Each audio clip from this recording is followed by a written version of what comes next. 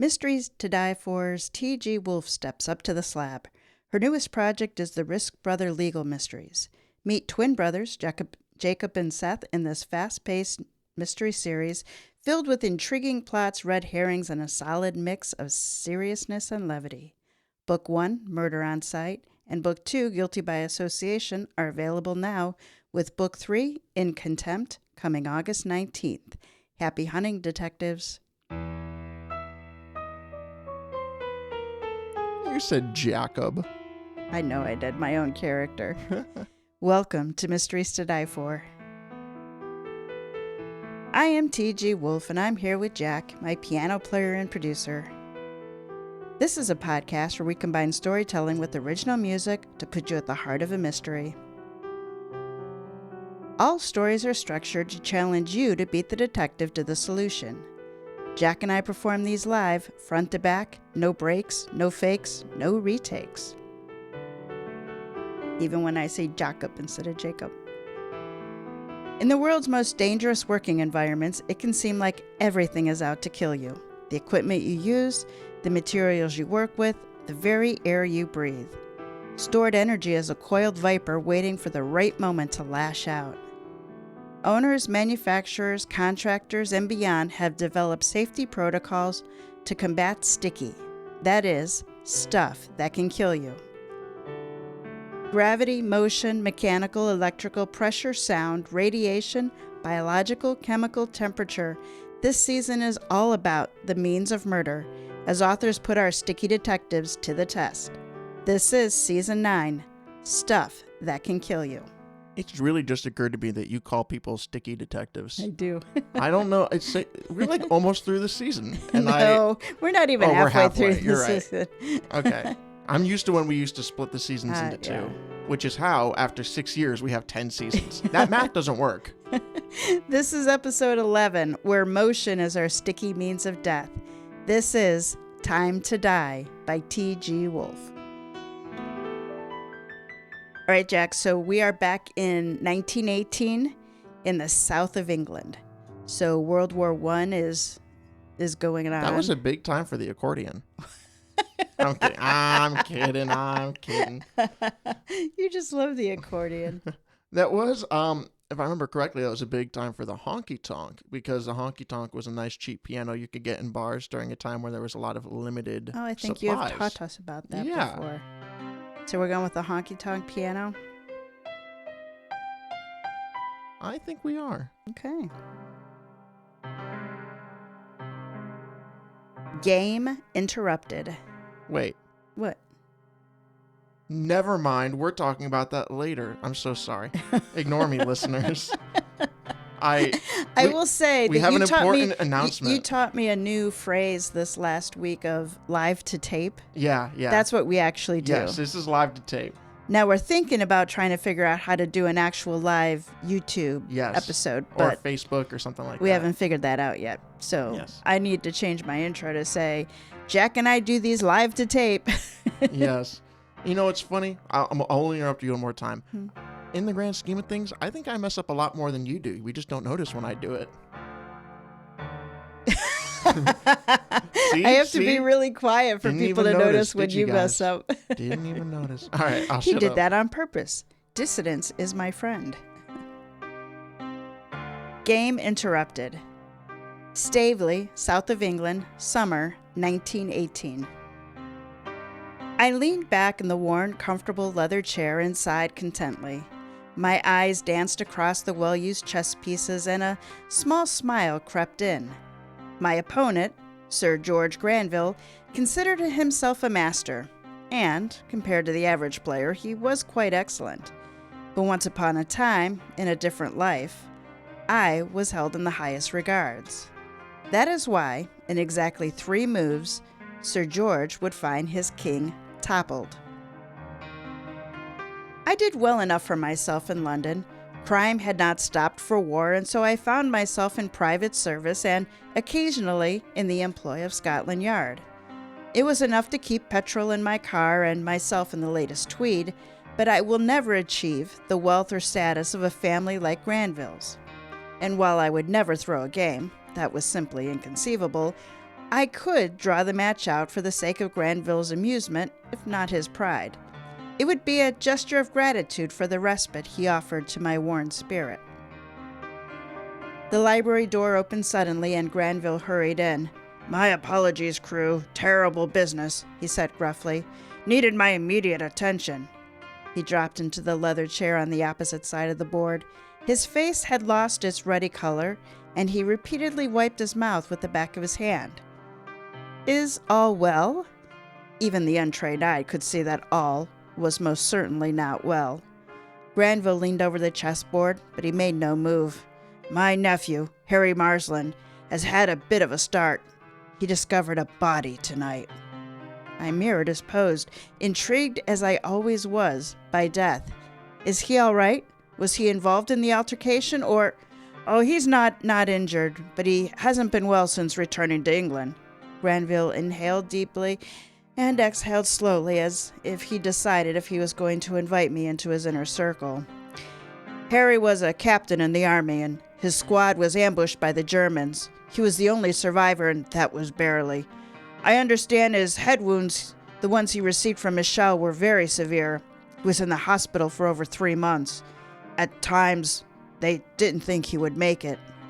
He shook his head sadly. "I was advised to avoid topics that could remind him of his time on the front line." Finding a body certainly would fall into that category. I watched the worry grow on my old friend's face. "Perhaps I could look into this case your nephew has become involved in." His eyes brightened with hope and then dimmed as manners demanded he turned down my offer. "I invited you here on holiday, Crewe. I won't take advantage of your good nature." I chuckled. Good or bad, my nature is always curious. "Tell me of the situation." He needed no further encouragement. "Well, before you arrived, Harry went out for a ride on the Downs. I worried about him with that monstrous storm we just had. That was why I interrupted our game to take the call. I was right to worry. It seems Harry became lost, and his horse misstepped, came up lane.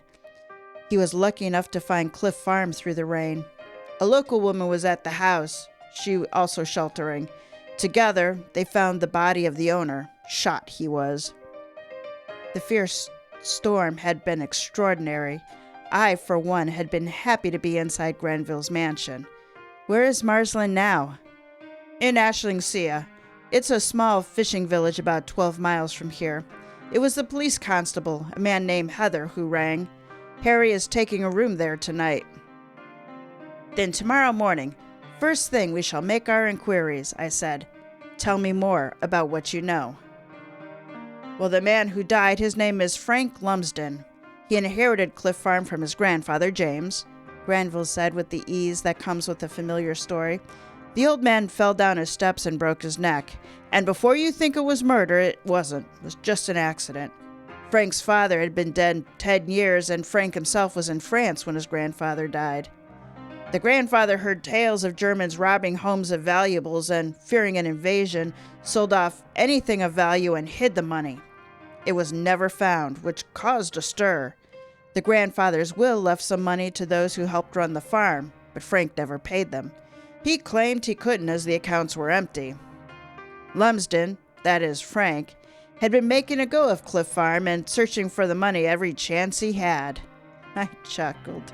It seems Staveley has its own buried treasure. The next morning, Granville's driver navigated the waterlogged road that followed the cliff, a thin stripe between the downs and the sea. At my request, we first went to Cliff Farm, which we would pass to reach Ashlingsea. The downs were to my right, up above a steep, often tree-lined incline. The cliff was to the left, sometimes near, sometimes farther away, but never out of sight. In a thick patch of brush in between, the wheels and undercarriage of a car were visible. "Stop!" I shouted, startling the driver who was about to pass the scene. "I want to look." "It's one of Gosford's," the driver said. "Always breaking down. Nothing unusual with it." I wasn't sure I agreed. There was blood on the ground. Not much, meaning the driver walked away. "I want to turn it. A hand, please?" Sir George waved his driver out. Just to its side. I want to look in." The car was light and gave way easily. It was caught in the rain. See how wet the cushions are? What is that stain? The astute man asked, pointing to the passenger cushion. It's not from the car overturning. You are correct. It is not from the accident. Hold it steady. I leaned in for a closer look. It's blood, a good amount. There's some on the driver's door, but not nearly to the same extent. There were 2 in the vehicle? The driver stood tall and looked up and down the road. The nearest house is a distance from here in either direction. The vegetation was stomped down where the driver had climbed free. I didn't see signs of the same on the passenger side. The blood stain was low on the cushion, but there was no blood present on the passenger door or the dash. It was not consistent with the state of the vehicle. Have you seen enough? Sir George shouted from the comfort of his vehicle. Yes, I acquiesced, returning with the driver to the car. On to Cliff Farm. Not more than 3 miles further, we slowed. The car turned onto a narrow, twisting road that descended to the land below. A worn road separated the homestead from the beach and the sea beyond. In an idyllic setting, the white farmhouse sat behind a white picket fence. A good-sized yard was to the left as one faced the house. A barn edged the rear of the yard, and stables did the same on the opposite side of the house. The yard was patches of dirt amidst the grass under a shade of a large oak. A poorly tended flower bed stretched the length of the house. Is there a Mrs. Lumsden? I asked. Not for many years. Granville nodded toward the horse and wagon station in front of the house. It looks like our local police are on the scene.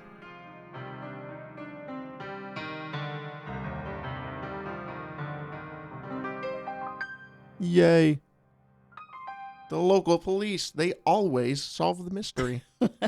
In all your mystery books. In it's all the always mystery the genres. Police who fill it out. They figure everything, guys. If you can have confidence in one group on this planet, it is the fictional small police department. Especially when there is a expert in town. Oh, yes. Shot up? I preferred to encounter a new scene at my own pace, and in my own order, but I had long ago learned that when the police preceded me, it was in my own best interest to follow their lead, or at least appear to. Upon entering the home, we found a uniformed man studying the staircase. Heather, glad to see you're on the job, Granville said. Police Constable Heather was a large man firmly entrenched in middle age. He would have made an excellent Father Christmas had he a full beard rather than his clean-shaven face, and a joyous grin in place of his somber frown. Sir George, came here directly, did you? And who did you bring with? Crewe, I said. I understand we have a murder on our hands. Heather blinked at my name. The Crewe? Scotland Yard sent you? I'm staying with Sir George and understand young Marsland has made a grim discovery. I was only too happy to do what I can to help resolve the matter quickly. Well, I'll be glad of the help. Ashlingsea isn't a place for murder. A charming place, a peaceful place. We're no Midsummer. While not statistically verified, I believed Midsummer to be Britain's most murderous county. Safe enough for visitors, but deadly for old families. I nodded to the stair treads Heather had been inspecting. A trail of a sort? Well, someone's been a-cleanin'. Mud, perhaps? Looks as if the killer entered through yon window. Heather pointed to a window open to the side yard. With the fury of the storm a memory, a breeze playfully tumbled in, toying with the drapery. Our murderer came up the stairs and found Frank Lumsden in his bedroom. Heather led the way up the stairs to the bedroom in the back corner of the house. Frank Lumsden sat in a chair, his chin on his chest. At a quick look, one would think him asleep. Lumsden was at most my age and wore the weight of his profession on his face and hands. He was dressed only in dark pants and a rough shirt that was once white. A dark stain spread over the left side of his chest. Granville made a sound between fright and disgust. No wonder Harry was distressed. Lumsden was standing here, at the window. Heather stood a position in front of the felled man. The killer comes up and shoots Lumsden. The bullet passes through the flesh, through the window, and out. One of the rectangular window panes featured a circular hole and spiderweb cracks of a bullet. The killer catches Lumsden, sits him in his chair, and while the poor man is a-dying, the killer empties the wallet. Lumsden's wallet laid on the floor. Kneeling, I inspected it. The contents had been emptied. Small sheets with handwritten notes and passages from poetry lay nearby, as if tossed out of the way. Any money was gone. Before turning back to the body, I examined the room. Meagerly furnished. If Lumsden had found his grandfather's fortune, he did not spend it on fine fabrics. His bedside table held an oil lamp and a battered copy of At 1:30 by Isabel Ostrander. Inside the single drawer of the table was a Webley Mk6 pistol, evidence that Sir George was correct about Lumsden having been in France. I withdrew it for inspection. It had not recently been fired. Lumsden was medically discharged some 6 months ago, Heather provided. He and his mate, Arnold Brett, served together and were captured by the Germans.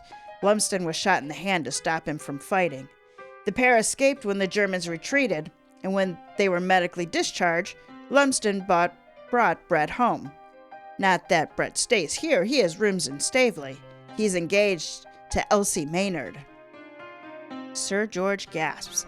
You don't say! The meaning escaped me. This is relevant? Heather nodded importantly.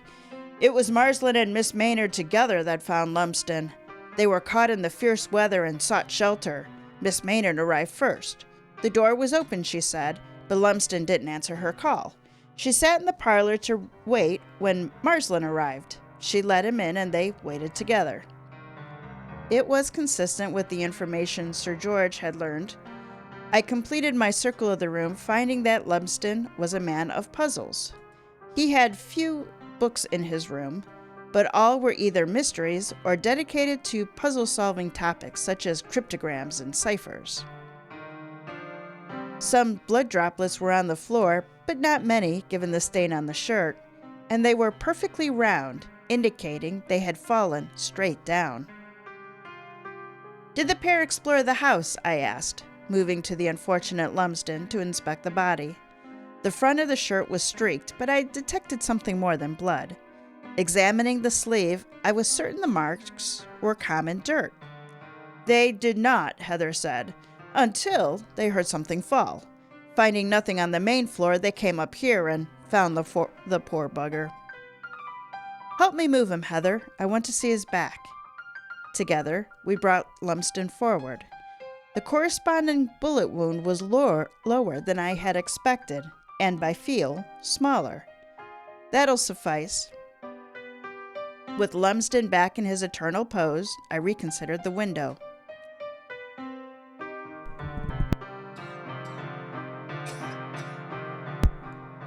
The angles were wrong. Lumsden was not standing here when he was shot. He was shot in the back with the bullet exiting through the chest. It was an upward angle. Though I was certain of my assertion, I had no idea how it had happened. Odd, Sir George remarked. For that the killer would have had to have been, lying on the floor or something? And then, what of the window? And, Heather said, we found the bullet buried in that tree.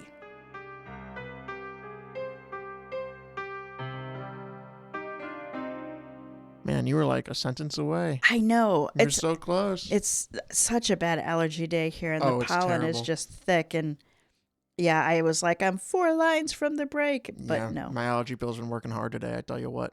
Yeah, I almost wish I could take 2, but I'm not exactly sure what that would do. I think it'll make you loopy, which will make you enjoy the story so much more, I tell you what. Yeah, some of these words, I still can't wrap my tongue around and do that. So it was an upward angle shot downwards through him and then through the glass and then into a tree. That's at least what Heather thinks. That's what they think. It could be a second bullet, I suppose, but you'd have to find out where the first one went, the one that went through him. All right. Yeah. You are thinking. I'm a thinking. I got nothing other to do. Nothing elder.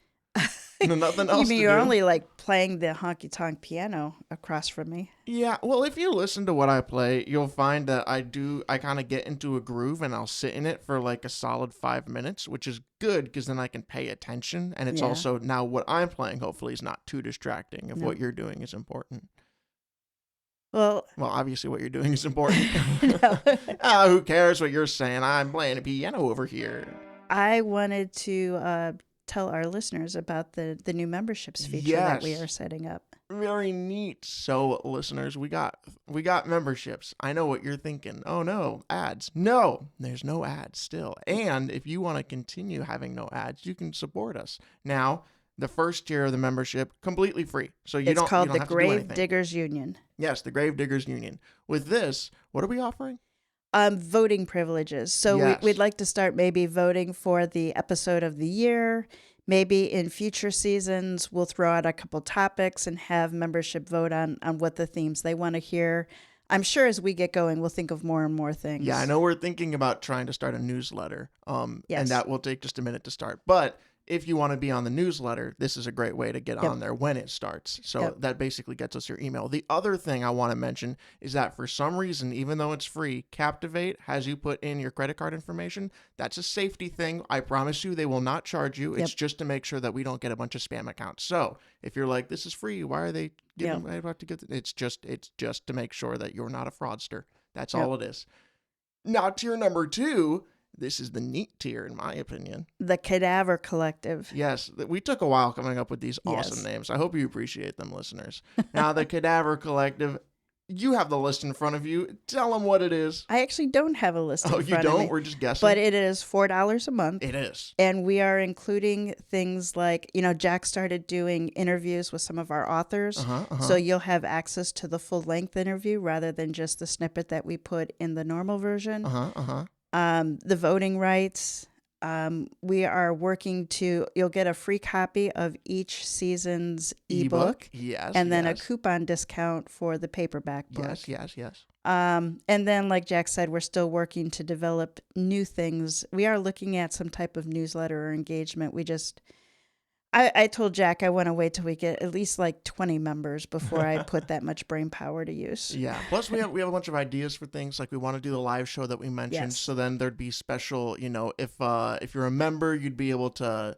I don't know. To interact directly with us. Yes, that's what it was. So we have some things that we're cooking up right now, but again, we are slightly at the beginning of this, so Yep. we're still working out all the logistics. And $4 a month really amounts to $2 for each episode. Yes, or a random $1.33 for some months where we have three, Three episodes. episodes. But there is always at least 2 episodes in a month. Yep. And then our higher one is the Preservationist Society. Yes. This is $8 a month. Yes. And really, there isn't any additional benefits. No This difference. is just a tier for anybody who maybe has the disposable income who could support us at a higher level. Anyone who's like, I absolutely love these guys. I want the $4 one because No. I want all the extra stuff, but I also just want to give a little extra support. So totally up to you if you guys want to give a Yep. little bit extra support. There's that. And we have one extra option, which is the tipping. So Captivate allows us, actually, I'm not sure I've ever been on a podcast or seen a podcast that allows you to do this, or at least I haven't recognized it. Maybe they just didn't call it tipping. Maybe, but it's very interesting. So if you are like, well, I want to support the podcast, I don't need a monthly membership, Right. and you just want to have like a little donation, you can go on, you can leave a tip, and you can also leave a message that we will like obviously read.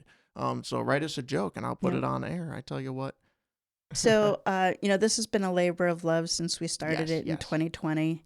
And we have so many ideas of other things we'd like to do with the show, but we just need some additional funding to help us do that. Yeah, everything will be reinvested, I promise.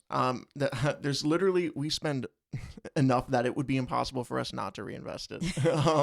We're just getting in the black, guys. That's what we're going for. We won't even end up in the black, but if we end up a pale shade of gray, that would be A awesome. pale shade of gray. That's an Edgar Allan Poe. I think it's a pale blue eye. Oh yes, Yeah, that but was a the pale movie shade I of just gray. watched. That's a pale blue eye if it was Yeah. smutty. If it was what? Smutty, gray, shade of Oh. gray.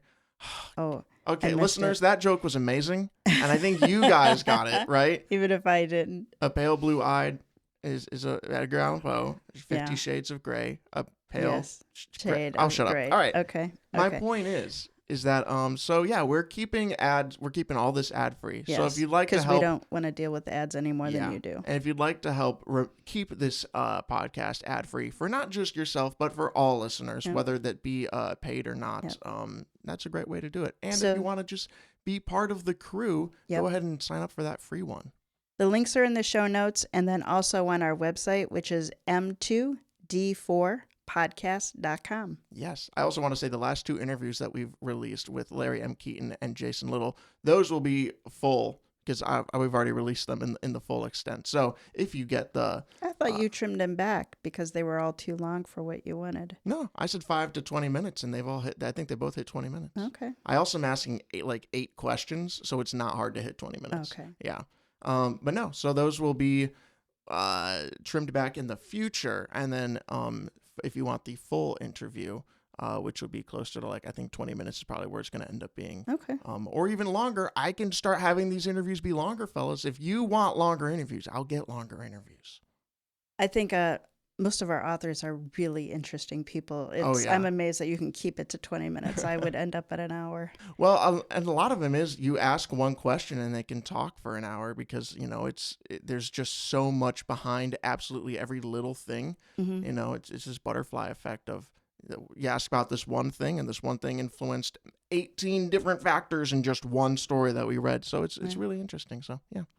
All right. Well, thank you so much for putting up with our little ad there. And now, that's the only ad you're going to get is the ad to support us directly. We're like PBS. Yes, we are. Except we PBS does have ads. So Oh, we don't. doesn't PBS have ads? I don't know. You think I'd know? I work for PBS. I should know that. You should watch a show. Or I've two. only been working there a week so far, guys. So I don't know everything yet. Dead wood. Our trio descended the stairs. Heather and Sir George made directly for the front door, but I veered to the open window in the dining room. At one time, the window had been painted shut. The telltale signs of a jagged paint edge told me something thin was slid in. "That's where the fiend broke in," Heather said. I had no way to tell when the seal was broken. It could have been an hour ago, could have been a year ago. I could tell that the window had been open during the storm, given the dampness that remained on the floor and in the drapes. I stuck my head out, looking for signs that someone had climbed in. There were no marks under the window where any man would have planted his foot for leverage. Boot prints were distinct in the soft ground of the flower bed. The pounding rain had obscured them completely, or had not obscured them completely. They connected the tree to the window. "Right, outside," I said, surging forward, leaving Heather and Sir George to follow. The ground of the yard was firm despite the rain. Likely decades of treading, let's type the correct word there. Likely decades of treading had made it more rock than dirt. The strip of land that was once a garden bed now held only the occasionally freely growing weed. It was more earth than plant, which I was thankful for, as it had captured and held the distinct impression of hobnailed boots. Heather stood beside me, rocking heel to toe. "Lucky break, I'd say. A man came from back by the barn, through this here yard, and in the window, wouldn't you say?" I crouched and examined the clearest impressions. The heel and toe indicated that the killer went from the tree to the window, but the weight of the impressions indicated the opposite. It looked to me as though the killer had left by the window, possibly forcing it open, landed in the bed, hence no prints on the house, and walked backwards to the firm ground near the tree. But why? A horse neighed, and Sir George quickly moved to the stables. Heather and I followed, finding Sir George in a stall halfway down, talking to a horse. "Easy, easy," Sir George said in a gentle voice, his hand running down one foreleg and then the other. When the horse winced, Sir George stood and patted the beast soothingly. "A sprain, not a break. I'll send my groom to retrieve him." "Do the other horses belong to Lumsden?" I asked, looking at the 6 large, soulful eyes watching us. I couldn't say for sure, Heather answered. How did Miss Maynard come to Cliff House? I didn't think to ask. Come look at the tree, Heather said, before it gets too dark. I followed Heather out of the barn, Sir George staying with the horses. There it is. He pointed to a bullet embedded deeply in the tree. It had to come from the bedroom. It's a direct shot. I followed the line Heather drew and came to the same conclusion. It is indeed. The bullet that broke the window was in the tree. But that did not necessarily mean it was the same one that killed Frank Lumsden. That's what I said.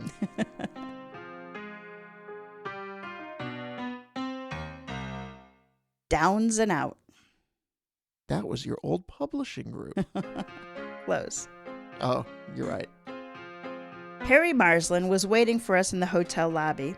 He looked like a man who put on yesterday's clothes, ones that had been dragged through mud, rain, and vegetation. He was in his late 20s and appeared as fit as I. This was not what I expected after Sir George's revelation. By mutual agreement, we began the drive back to Staveley before he told a story. Well, I arrived at Uncle George's estate 5 days ago. I was wounded in France and had been fighting my way back to health. Time seaside was highly recommended by my doctors. I went out for a ride on the downs, and the day was bright and sunny when I left. You left shortly before I arrived, I said. Everyone was worried about you. I was worried about me, he said without humor. I was blindsided by the ferocity of the storm.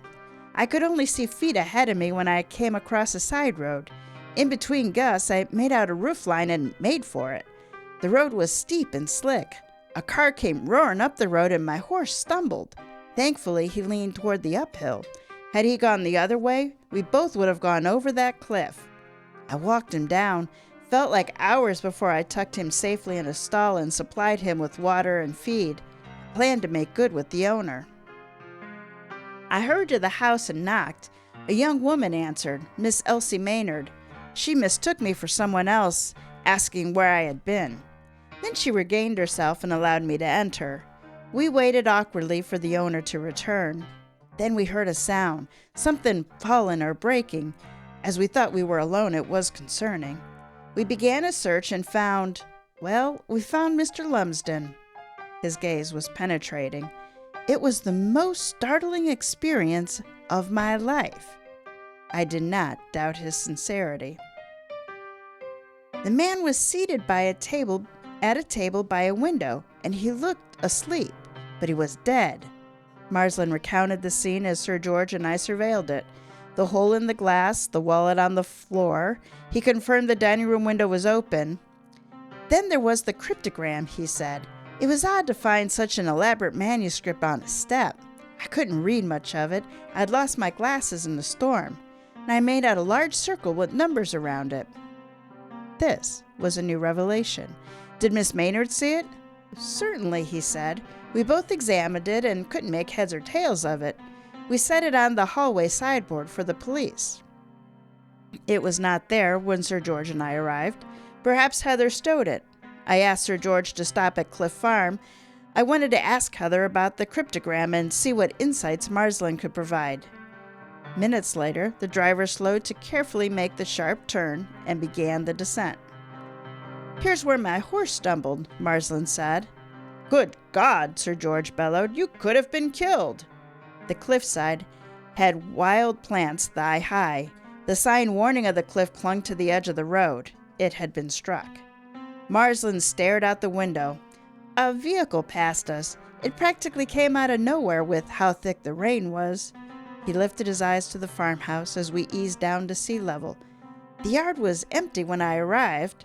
I took the horse straight into the stable. He seemed as relieved as I. Some feed and water and the company of the 5 other horses settled him quickly. My attention was pricked. There were 3 other horses this morning, not 5. Is it possible, I began, that Miss Maynard rode to the farm? Marsland frowned. She told me she walked. We found Heather in the bedroom, looking rather put out by a man dressed in a mid-price suit. He was a man I knew. Gillette, with Scotland Yard. I don't see, Gillette said. If he were standing on a chair, I still don't see getting the angle through the body and out the window. The scene was set. I agreed, I said. He turned and his face transformed from stoic to surprised. Oh, Crewe, how in blazes did you beat me? Not that I'm not glad to see you. Gillette, I said with equal surprise and as much relief, drew the short straw, did you? You two know each other? Heather asked. The question asked was more to the point of how the local copper should act. We've worked cases together, Gillette said. Lumsden's killer is all but caught with Crewe on our side. I made the introductions and our small group turned our collective attention to the dead man. Gillette crossed his arms and cocked his head as though doing so would change his perspective. What could have been the point of moving the body from wherever he was shot to his bedroom and setting it up as a robbery gone bad? He was moved, Marsland said, as if that explained everything. Then he noticed our attention on him and said, My entire platoon was routed and no man looked so serene in death. Lumsden survived the war only to be killed in his own house, Heather said thoughtfully. I mean, the area, the village, because of course he was moved. I pointed to the smudges I noticed before. Take a look at his shirt. Beside the blood, I'm sure that is soil. Gillette lifted Lumsden's hand and examined it. It's been wiped, but not very well. There's dirt in the folds and under the nails. He released the hand. His knees and boots show the same. Dirt, but not mud, I said. He was definitely shot before the rain started. It gives us some sense of time. We left the bedroom, returning to the first floor. Say, Heather, did you find a cryptogram on the hallway sideboard? No, sir. There weren't nothing like that here. The only paper was on the floor here. The notes and poetry were unmoved. I did find a woman's hair comb in the parlor. It's on the hall table. Most likely it belonged to Miss Maynard. I planned to ask her about it. I found the comb and examined it. A single strand of reddish hair was intertwined in the metal prongs. Crewe? Gillette prompted. I replaced the comb. Heather, did Lumsden have any enemies? Well, enemies is going a bit far, Heather said. The steward and the hand weren't happy that Lumsden hadn't paid on his grandfather's will, but I don't think either would kill over it. Wouldn't help them get paid, would it?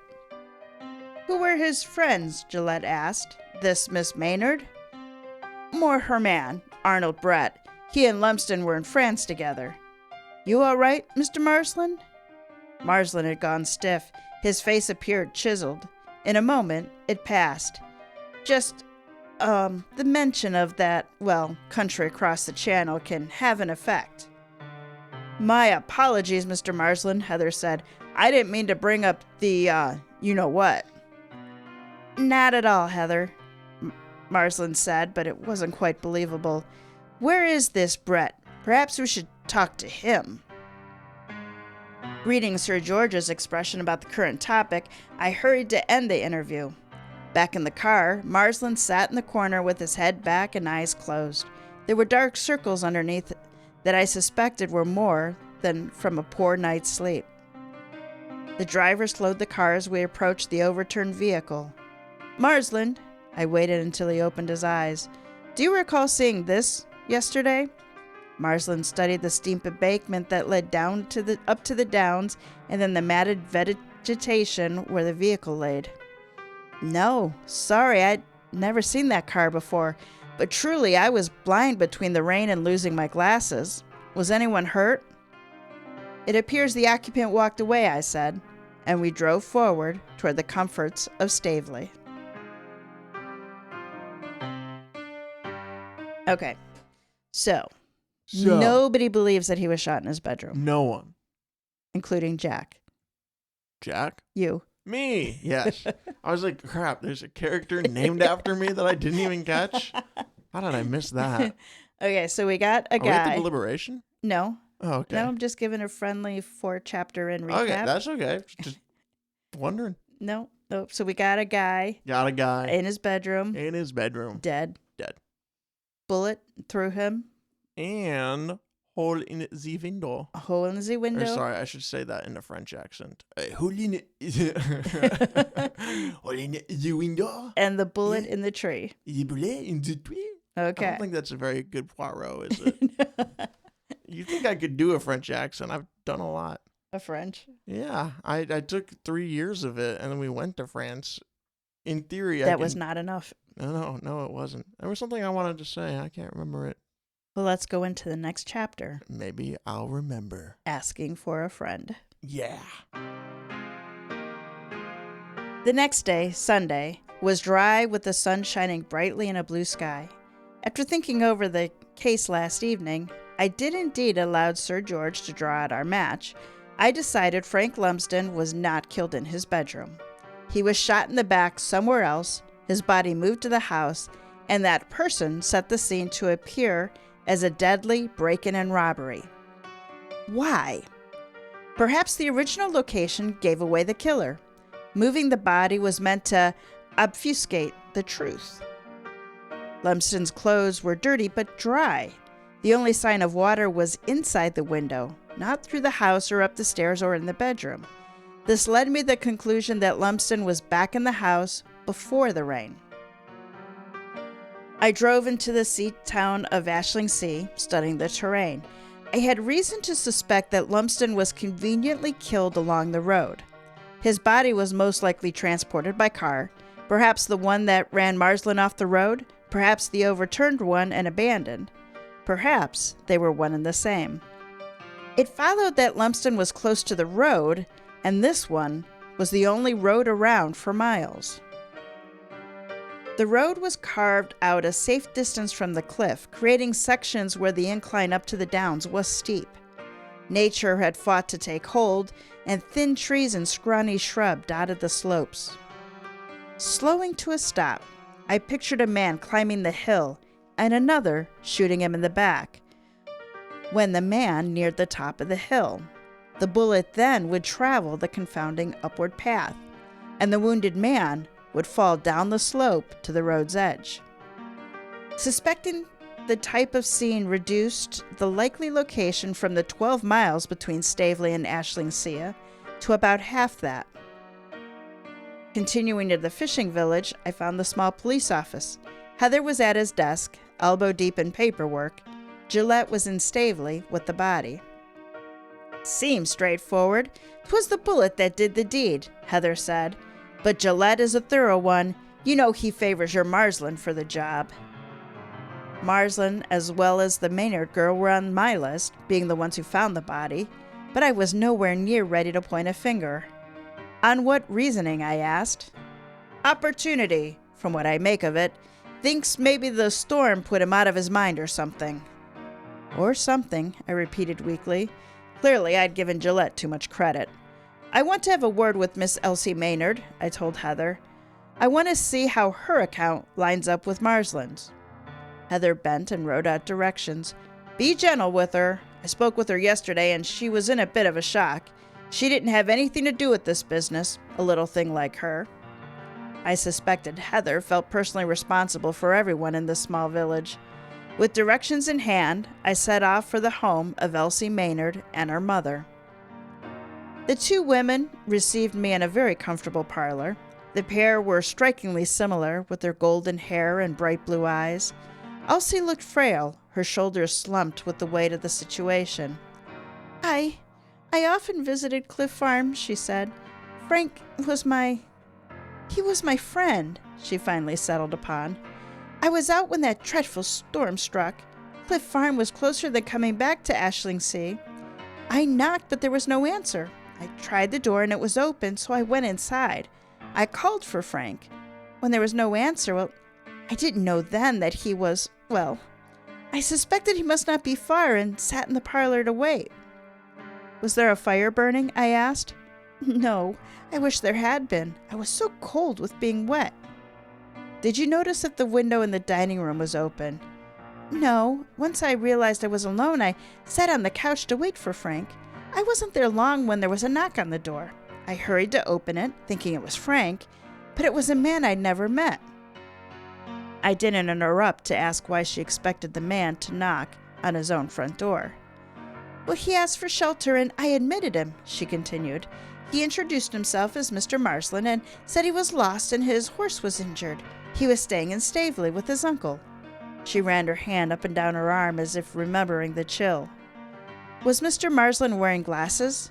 Oh, no. He commented that he lost them. We found a puzzle, a game really, written on paper. He couldn't read it and I couldn't understand it. We left it for the police. Mr. Marsland and I sat awkwardly and just waited. I heard sounds overhead and thought someone was in the house, but Mr. Marsland said it was just a strong wind and an old house. Then we heard something fall. We began to search, Mr. Marsland leading. Upstairs, we went into the first bedroom and that's when we found... She pressed her forehead to her mother's shoulder for a minute. Mr. Marsland begged me to stay in the hallway and I saw enough to know it was Frank. Mr. Marsland had said he passed. The storm had waned, and so we decided to come to Ashlingsea and report it. Did you discover what had fallen? I asked. She shook her head. I, for one, had forgotten at that point. I just wanted to be out of that house. A natural reaction, her mother assured. How did you come to be caught in the storm? I asked. I was to meet someone, a friend, and he didn't show. It was still a nice day at that point, and I decided to walk on the downs. Elsie Maynard was both lying and telling the truth. There was more to this friend, but I doubted I would hear the story with her mother sitting next to her. Did you notice a car overturned? I described the location of the accident and the vehicle. The revelation took her by surprise, her eyes becoming very large. I was not on the road for long, and where I was, I didn't see a car, overturned or otherwise. A comb was found in the parlor. Yes, Constable Heather showed it to us, she said. It wasn't one of mine. Was there anything else unusual that afternoon, in or out of the house? She took a moment to consider and then shook her head. She was hiding something, and I was not going to hear it today. I remembered what I wanted to say. Listeners, I don't know if you have noticed, but actually, listeners, if you have noticed, I'm very concerned for you. But we have reorganized our office, our studio. And if you guys somehow heard a difference, that's great. So we added some foam padding to the walls. He is touching it now. Yes. They look like white bricks. Can't wait. Here, I'll put the microphone up to it. Oh, hold on. I clipped the microphone onto the stand. This is going to take a minute. Hold on, guys. Hold on. This is worth it. Wow, this is a tight clip. Oh, my gosh. He was defeated by a clip. No, I wasn't. Okay, you ready? Ready to hear it? Here's some ASMR. Can you hear it? I feel like I didn't hear that. What is ASMR? I don't really know. Oh, it's because I have a filter on, so you can't hear super quiet stuff. Hold on, guys. One last time. Oh, wait, you definitely heard that. Okay, so that's the foam. I know you guys That is what brick patterned sound foam sounds like. Yeah, weren't you guys worried you wouldn't know? Anyway, so we did that. We reorganized the room. So now we face each other. So if you notice, TG doesn't have to look away from the mic sometimes to talk to me. Yes, I got mighty a lecture on turning my head to look at him, which took my mouth away from this directional microphone. Yeah. Well, I am an asshole, so yeah, I had to point it out. He's just particular about his sound. Yes, this has to be the highest quality production, which is why I took a microphone off the stand and pet the wall for you guys to hear. Very high quality this production is. Are you ready for the key word? Yes. Monday, I drove from Staveley Manor into Staveley proper. Brett had taken rooms at a boarding house. Mrs. Penfield was equally taken with Arnold Brett. Mr. Brett went into London on Thursday, she said in her comfortable front parlor. She was a woman of attractive appearance, about 30, with clear gray eyes and tidy brown hair. Her graceful and ladylike demeanor was more than I expected with seaside apartment houses. He occasionally works for the Home Office. He'll be gone for weeks with no word. He drives all that way, I ask. Living in London myself, I don't envy him. Oh, Mr. Brett doesn't own an automobile. He takes the train, and then he does what is needed from there. I was about to dismiss the topic when she added, "If he had need of a card, he borrows one from Mr. Gosford. He keeps a few to rent out." I withdrew my small paper and pencil to note the garage's name. "Have you met Miss Elsie Maynard?" "Oh, yes, a pretty girl." She sounded less than convinced. "What about Frank Lumsden? Had he called often?" Her brow puckered into her her bow lips drew into a pucker. Good reading there. "Not often, a time or two. They were in France together, same regiment. Very different men. Mr. Brett is charming and fearless, where Mr. Lumsden was retiring. Seemed just the sort to settle onto a farm." She moved closer to me, looking both ways across the otherwise empty room. "Have you heard about the treasure buried at Mr. Lumsden's farm?" "I have heard that Lumsden's grandfather's savings were never found, but I took it to be one of those family legend." "Oh, it's real," she said in a conspirator's whisper. "There's a secret map. I saw it myself and couldn't make heads or tails of it. I believe they took it to Mr. Granger. He is a master at puzzles." An interesting development, but how it related to the murder, I knew not. "Is it possible to see Mr. Brett's rooms?" Eager to prove Mr. Brett innocent of any wrongdoing, she readily escorted me. The rooms were comfortably furnished and neatly kept. On the mantel was a framed photo of a dark-haired man fixed in a modern fashion, with a thin, dark mustache. His arm was around Miss Maynard's shoulders. On the writing desk in front of a window was a Bible with a piece of paper sticking out. The page contained several attempts to develop a cipher using biblical passages. Each was crossed out with angry strokes. I studied Brett's thought process more than his work. I do think the police would be very interested in this. "It stays where it is," she said firmly. "I said you could look, not take." Having worn out my hospitality, I left the house and went in search of Gosford's garage. The car I'd seen overturned, verified by the registration plate, was now parked in front of the business with the sign, "For Let." "Interested in a car? It's also for sale."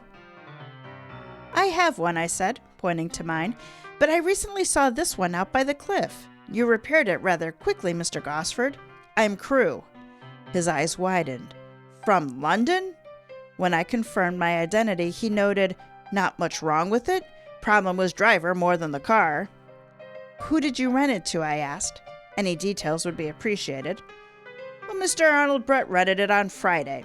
The garage owner confirmed he originally expected the car to be returned in another day or two." "What happened to Mr. Brett? Was he found with the car?" "Not by me," I said. "All signs were that he walked away from the accident. It may have happened during Friday's storm. I wonder how he came to be on the Cliff Road when he planned to go to London." Mr. Gosford was surprised. "Well, he weren't going to London, Mr. Crewe. At least, that's not what he told me. He was going to Ashlingsea to visit his girl, and he has a friend who lives in the area. He was planning to stay with him. Sorry, I didn't catch the name." The good Mrs. Penfield was proving to be a very unreliable witness. "Are you familiar with Granger's books?" "It's a peculiar bookstore, that one," he said. "Granger is an odd old duck, always on with his numbers and puzzles, and his wife is the one to watch out for. She has the gift of the sight. She knows things." He laid a finger aside his nose and nodded. Forewarned, I proceeded nonetheless to the bookstore, which was specialized. It was a blend of mathematics, science, and occults that treated each with equal bearing and legitimacy. Upon entering, I was greeted by a man several inches taller than myself and as pale as the paper he sold. I explained my task, and to my surprise, he knew that Lumsden had been murdered. More, he offered the cryptogram to me. "Just let me get it," he said, retreating to the back of the store.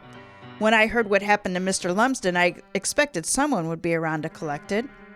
I followed. "How did you come about having it?" "Well, he brought it to me to help solve it," he said. "It's a simple enough cryptogram if you have the keyword, which Mr. Lumsden did not. His grandfather worried the Germans would find it and wrote the location of his savings in code. Problem was, he died before he told his grandson what the key word was. Granger opened a desk drawer and offered me a sheet of paper. It was rather eye-catching, a large circle with letters around the outside and 3 numbers inside. Is this the only copy? No, he said, but I do believe this is the original. Lumsden kept the copy for himself, to be sure. For a tall man, Granger carried himself with a timid posture. Can you tell me what happened? Lumsden wasn't a friend, but he was a customer, and working on the cryptogram made him something more. I outlined the facts of the case without mentioning the missing copy of the cryptogram and that the body had been moved. What have you made of this? I held up the paper. Less than I hoped.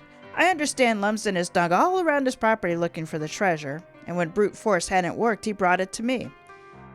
The letters around the circle are the cryptogram. Of course, you can't tell where it starts. The numbers in the middle are a clue to the key word. Granger explained a keyword cipher, though I was familiar. A word or a short phrase with no repeating letters begins the cipher. The remaining letters of the alphabet, those not appearing in the key word, then follow in order. As an example, if the keyword were Ashlingsea, ASHLINGSEA, one of the A's would be omitted. Let's assume the second, creating the cipher ASHLINGSE, and then BCDFGJKMOPQ, etc., etc. With this new string, or when this new string is aligned with the actual alphabet, it translates from gibberish to English. Have you visited Cliff Farm? I asked. A very swell woman descended the rear steps. No, we were planning to with Mr. Lumsden. She eyed me suspiciously, twice as much as when her husband introduced me. I gave her a small bow and smiled as I noticed the comb in her hair, which was an exact match to the one in Heather's possession.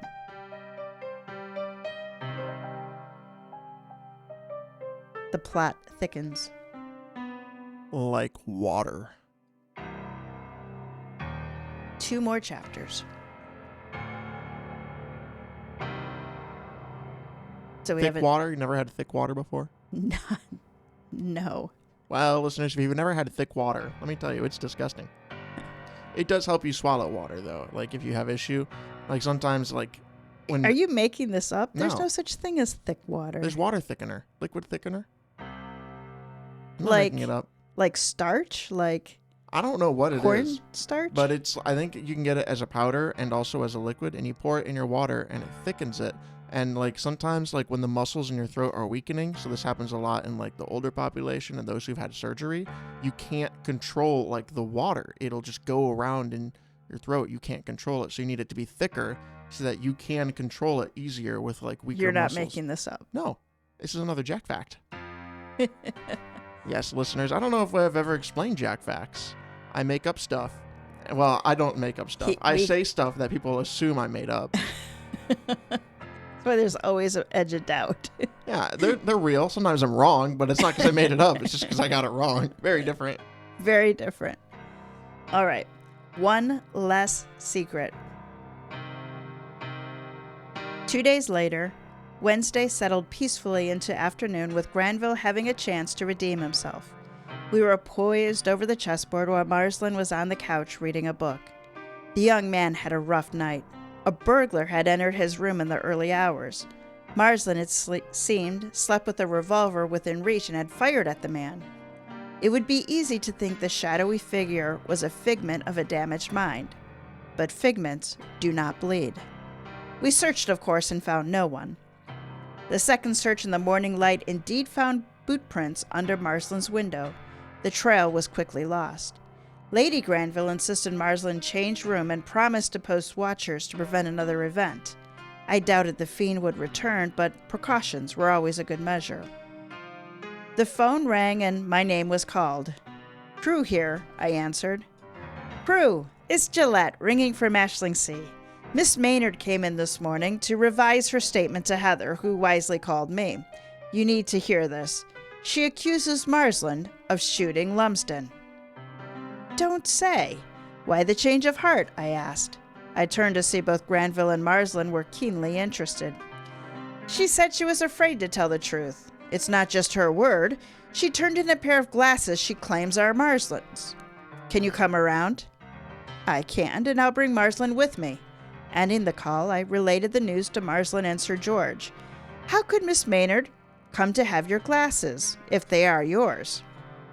I truly have no idea, he said, wearing the spare pair he had packed. I don't even know where I lost them. I suppose she could have come across them, but why would she say I shot Lumsden? She was with me the entire time I was in the house. Taking my car, we drove to Ashlingsea, where Marsland confirmed that they were his glasses. He didn't waver from his claim that he didn't know where he had lost his glasses. He had them when he left Staveley, and he did not have them when he arrived at Cliff's farm. Gillette did not return the glasses, but locked them in a drawer. I need to talk to this Brett. For a man's best mate, he's suspiciously absent from this investigation. I shared what I learned from Mrs. Penfield, including the story that Brett had gone to London in service of King and Country, and Gosford's contradiction that Brett had been coming to Ashlingsea. You make it sound as if the man had disappeared, Heather said. Perhaps if I asked Miss Maynard, explained the importance of it, we could learn his location. Do you think this Brett killed Lumsden? Marsland asked. Motive is an excellent motivation, Gillette answered. I visited old Lumsden's bank. Did I just say motivation? Motive is an excellent motivation. Guys, have you ever been motivated? If not, try motivation. Motivation is an excellent motive. I wish they had that for workouts. Money is an excellent motivator for murder, Gillette answered. I visited old Lumsden's bank. He sold some machinery as well as furniture and goods. The sum estimated was 100 times the £40 that Lumsden inherited in the bank accounts. If he can find it, Heather said. If it hasn't already been found, I added.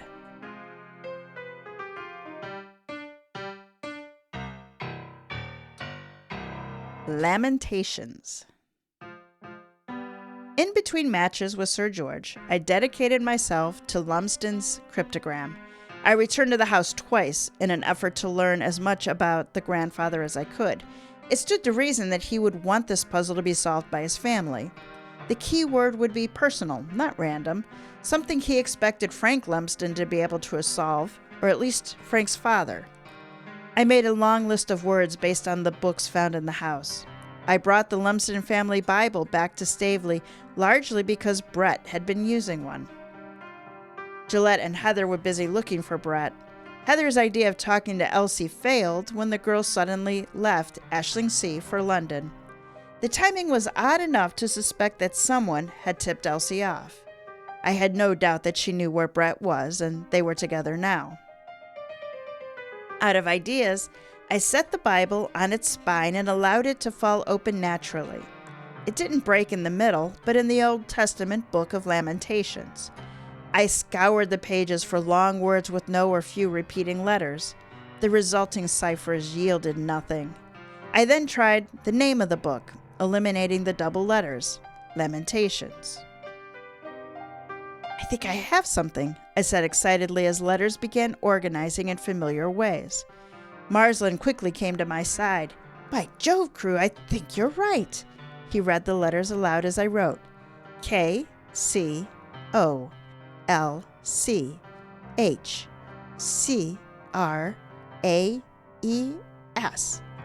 Couchcrace. He sounded out dismally. But old Lumsden was crafty to the end. It took a moment to discover the direction. It's backwards. Search.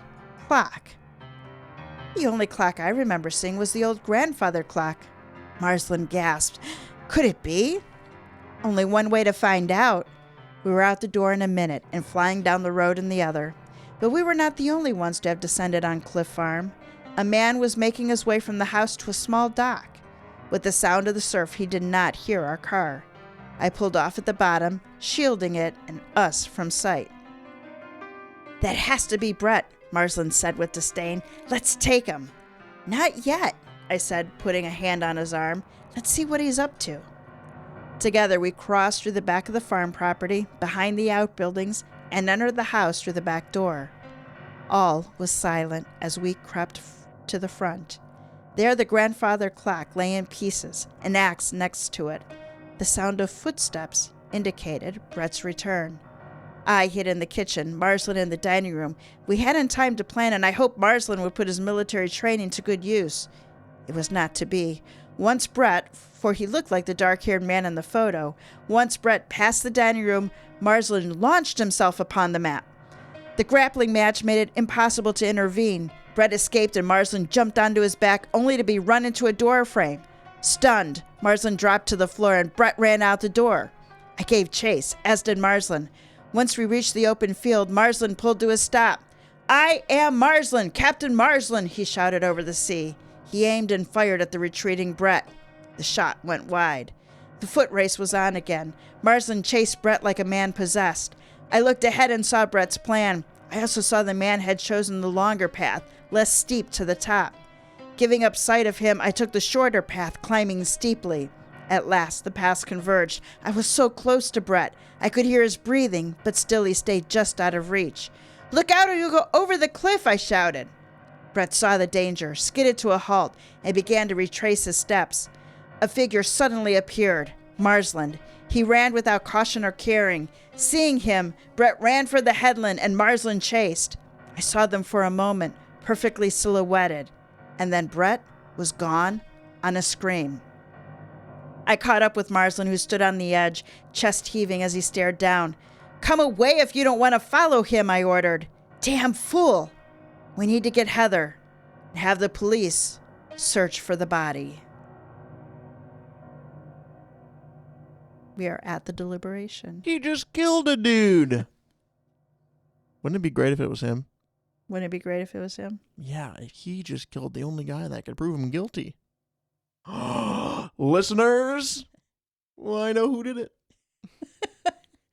Crewe's hope for a calm holiday seaside is not working out for him. It is not. He needs our help to catch Frank Lumsden's killer and to get back to his chess game. He does. Here are his suspects. Yes, they are. Captain Harry Marsland, war vet. War vet. Elsie Maynard, local beauty. Local beauty. Mr. and Mrs. Granger, the puzzle master and psychic. Yeah. Wait, there's a psychic? Oh my gosh. I don't know if I did as well of a job paying attention. Well, she has the sight. That means she's psychic. She has the power. And Arnold Brett, war vet and Elsie's fiancé. He's the interesting one. Okay, so here's what Crewe knows. Yes. Well, is Brett really a suspect? Brett might be dead. Well, Brett's dead, but that doesn't mean that he wasn't we didn't know for sure. He could have survived. They were searching for his body. Well, that was just an assumption. That is true. That wasn't. If they're searching for his body, that's because they don't know he's dead. They got to look for him first. He could still be alive. Anyway. Although you wrote this. So. Here's what Crewe knows. Frank Lumsden was killed on a Friday evening. Yeah. He was shot in a way that the bullet went in his lower back and out his chest. Yeah. Crewe suspects he was shot on the road climbing up the slope to the downs. Interesting. Lumsden's body was found sitting on a chair in his bedroom. It was. The room was staged to look like a robbery with the bullet going through the window and embedding in a tree trunk. Yeah. His clothes were stained with blood as well as dirt. But not mud. Not mud. Just dirt. Dirt. The dining room window was open, giving the impression the killer entered through it. Yeah. Crewe believes the killer left through it, walking backwards to make it look like someone entered. Elsie Maynard claims she went to Cliff Farm for shelter from the storm. Yeah. The door was open, but Frank was not home. Was not. She and Frank were friends. Or so they say. Marsland claimed he was out for a ride when he became lost in the storm. He went to shelter in the farmhouse when a car startled and injured his horse. Yeah. Elsie let him in. When they heard a noise, they went to investigate and found Lumsden. Yeah. On their way up the stairs, Elsie and Marsland found the cryptogram. Mm-hmm. They left it for the police, but when the police arrived, it was gone. Missing. Arnold Brett was on his way to Cliff Farm or Ashlingsea. The car he rented was found rolled. It is not known if Brett was going to or away from the farm at the time. His landlady reported that he was going to London to work for the government. Well, she said. Someone broke into Marsland's room at Sir George's home. Marsland shot using the gun he keeps with him and wounded the burglar. Yeah. Crewe broke the cryptogram and went with Marsland to search the clock. That he did. They found Brett ransacking it. Brett.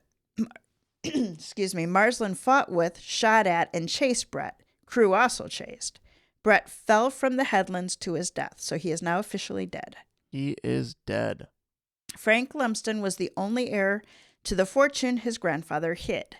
He was a soldier in the war where he met Brett.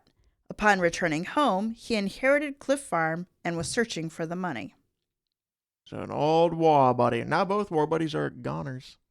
Arnold Brett was a former soldier in the same unit with Lumsden. Uh-huh. They were medically discharged. Uh-huh. Brett came to Staveley to stay with Lumsden, where he met Elsie. Yeah. He reportedly occasionally worked for the government. He found Lumsden's fortune. Wait, he found it? Yeah, he found it in the clock. Oh. The fortune itself? Yep. Brett found it. Like the money? Yes. The money's been found. Yes. I didn't know that. The money was in the clock. Oh, I thought it was like a clue to the money. Nope, it was the money. Marsland is a former Army captain recovering from his injuries. His platoon fell into a trap baited by their own scouts. He was the only survivor. What form do you think the money was in? I would have thought just pounds. British pounds. Couldn't have been a lot if he could just run with it. Well, no, I don't think he'd finish emptying it. Oh, he hadn't? Remember, so when they drove down the road, somebody was going to a small boat. Yeah. And then, so he must have been going back and forth. Okay. Okay. Marsland's platoon fell into a trap baited by their own scouts. It's a trap. He was the only survivor. The 2 scouts were not accounted for. Elsie is engaged to Arnold Brett. She was on the Downs to meet someone, presumably Brett, who did not show. Later, she changed her story to say Marsland shot Lumsden in the bedroom and produced Marsland's lost glasses. Who's Lumsden? Is that Brett? Lumsden's the dead guy. Lumsden's the dead guy. So Elsie is engaged to Brett. Yeah. She was out on the Downs to meet someone. Who knows who? Presumed to be Brett. She changed her story to say that Marsland shot Lumsden. Oh, yeah. And Okay. that also, she had his glasses. And she had his glasses. Mr. and Mrs. Granger are the puzzle master and the psychic helping Lumsden find his father's savings. They claim to have never been in the house, but Mrs. Granger's comb was found in the parlor. So, yeah, that makes no sense. So, keeping it simple, who killed Frank Lumsden? Let's go through it.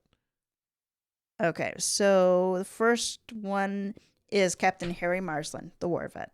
I don't think he did it. Okay. It doesn't make sense for him to do it. He seems pretty framed, but his actions at basically... Why was he so... Did he have a connection to the dead guy? Not that he has told Crewe about. So he was determined to go catch Brett, despite the fact that he had no connection to these guys or a connection to Brett. That is accurate. He seemed really motivated to almost drive this guy off the cliff for a guy he supposedly doesn't know. Yep. For a matter he supposedly has no connection to. Really odd in my mind, but I still don't fully see it being him. Then we have Elsie Maynard. Oh, you know what? I wonder. So she was alone in the house, supposedly, with him before Marsland got there. Yeah. Well, she and Brett could have been in on it together. I think maybe the 2 of them might have done it and then tried to frame Marsland. Right. Could have. I mean, would they have known Marsland to frame him? Well, she found the glasses and started saying it's his. Yeah. But you wrote this and you seem hesitant. So I say I'm going to game it. It's not her. Then we have Mr. and Mrs. Granger. I will say that while I did write the short story, it's an adaptation of a full-length book. Yeah. So, while I did write it, the plot is not mine. Yeah. Okay. Yeah. Mr. and Mrs. Granger. So he is the puzzle master, if you remember, who was given the cryptogram to solve. They were barely in it. And she is a psychic. And they were barely in it, right? And they were barely in it. I don't see how it can be them. Okay. And then we have Arnold Brett, the war vet and Elsie's fiancé. And the obvious answer seems to be Elsie and Brett. Brett clearly was in on it at some level if he was able to find the money. He might not have been in on the murder itself, but there was some scheme there that he felt the need to take part of. Yeah, I don't see just the random keeper guy and the psychic. I don't see what they... Man, I feel like I didn't do a great job of following along in this one. There was a lot of stuff in this. There's a lot of stuff There's in a this lot. one. You can tell that it's a full novel, kind of broken down into... It's not even the parts that I cut out to get it to fit into our space. Yeah, there's a lot here. So I guess I'm going to go with Brett and Elsie. I don't feel very confident in that. I feel like it's probably not... I don't think I'd be surprised at any of the others. It could be it's the two people we haven't heard anything from. Very thrilled. Classic Midsummer. Yeah. Well, classic Agatha. So, did Agatha write Midsummer? No. Midsummer is way more recent than Agatha. Yes. That's right. Okay. I was thinking of Poirot. All right. I guess that's my answer. I'm ready to find out how wrong I am. All right. All our armchair detectives, I hope that you have notched in your head whether it was Captain Harry Marsland, Miss Elsie Maynard, Mr. and Mrs. Granger, or Mr. Arnold Brett. All right. One more quick note before we go on to the big reveal.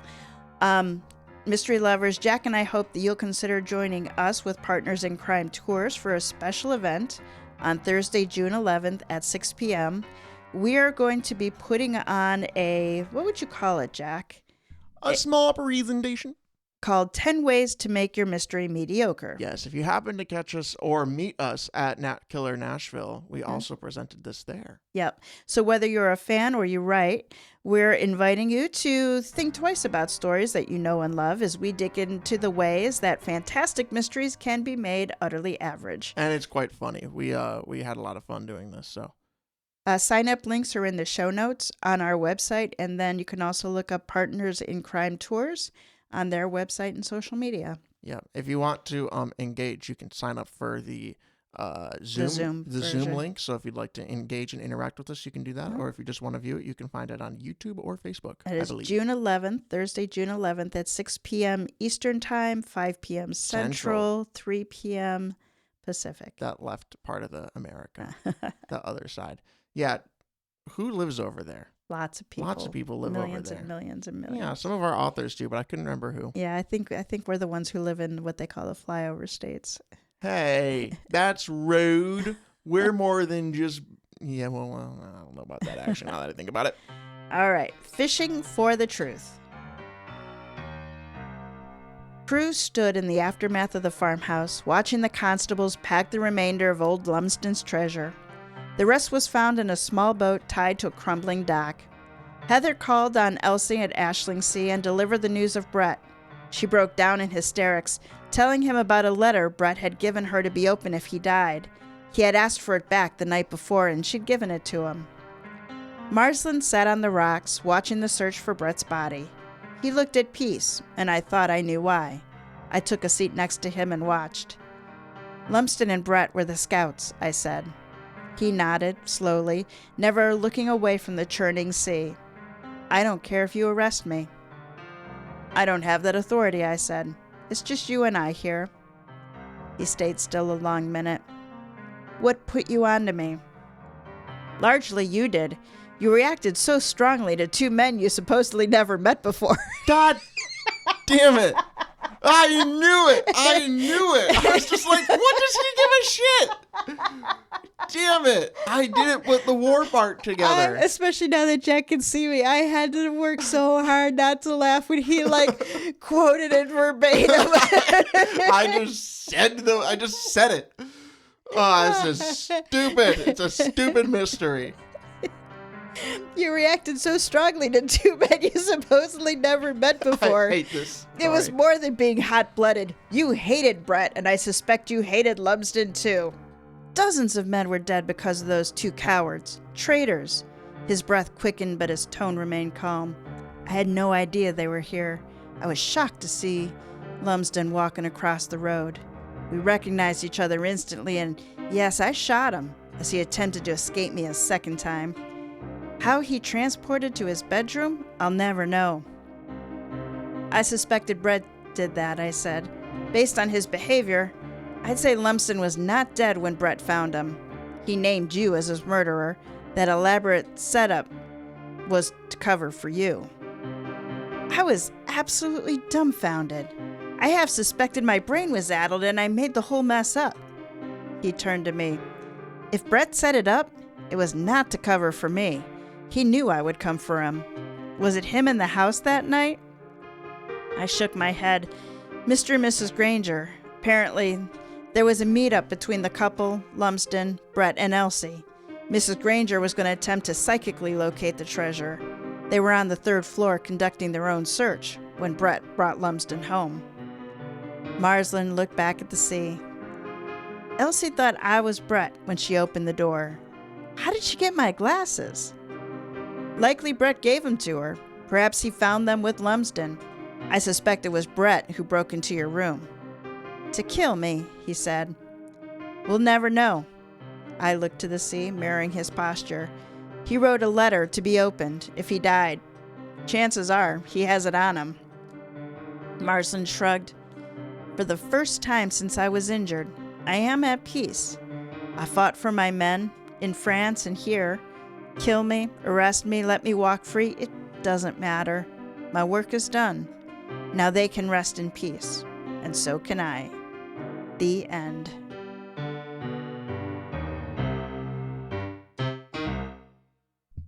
This was a hard one. Stupid.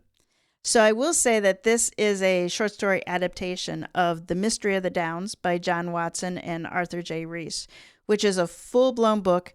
And if you thought this was complicated, you should read the whole thing. Yeah, you can get glimpses of the just how this was compressed. Oh, and I stripped scenes out of it. I simplified. And I think, there were two things I didn't like about the story. Yeah. One was that for this season, I specifically had made the rule no guns, no knives. Yeah. And yet the guy was shot. That guy was shot. And I toyed about playing with it, but then it really ruined the story. So I'm like, okay. So I left it in there. I broke my own rule. That's why it's motion. Bullet went through him. I thought you were going to say gravity because the guy fell. I thought about gravity, but he was shot first. Yeah. And the second thing, I rewrote this from Crewe's standpoint. Mm-hmm. And that helped give a legitimacy to a few things. The original story has lots of different points of view. Heather's point of view, Marsland's point of view, Crewe's. Mm-hmm. And the thing that kind of, I guess, irritated me was the story opens with Marsland as a storyteller as he's going through that torrential storm. So everything from the time that the car almost runs the horse off the road mm-hmm. forward, like we see in real time. Mm-hmm. What we don't know until the last page of the book is that he had just killed somebody. Yeah, or at least tried to. And, maybe if you're in the downpour like that, that's not in your head. But I feel like since he was our storyteller, like I'm really not a fan of unreliable narrators. Yeah. I didn't mind the landlord lady lying. Like mm-hmm. she can lie all she wants. Yeah, who cares? She's a different character. Yeah. Yeah, it is difficult when you know you're not going to get the full perspective of the story because you are just not being told it. And we've had that happen a couple times. If you remember, there was one that was done really well where it was Yes. the detective's assistant who we were looking through the lens of. But that was done much differently because you weren't being omitted facts. Yes. The only fact that was really omitted was he did it. And he didn't volunteer. Like he was pressed into service. Yes. He did not volunteer to be the John Watson role. And he never actively lied. He never actively lied, but we did not see the things that he did. Yes. We had a limited view, which in his defense, we would have gotten a limited view if, someone else had been the detective. That's about the only one of those that I have read and been like, okay. That works. Most of the others, I've been like, you can't tell me that guy, in the entire time we were in his head, did not think once, like, how did that body that I shot up on the downs transport to this bedroom? Well, that I'll excuse more. It's more to me, it's like I'm willing to accept that if another character tells me something, they might be lying. But if the character I'm looking through tells me something, why would I assume they're lying? Right. It's you. Like, that's not the way we're viewing the story. I do not like unreliable narrators. Yeah. So, cool. It was a good story, though. And historically, this one's awesome. It is set in 1918, and at the time, it was a modern telling because I think it was actually published in 1919. Mm-hmm. So anybody who really likes that World War I era, I think there's a lot for people to like in here. Everything from the mix of mode of transportation to sort of what was going on in France and all of those things. So from a kind of a historic one, it's always cool to read. How do you say this? It wasn't written to be history. It was written to be modern. To be modern as a piece of history. Yeah. So it's very cool. It's in the public domain.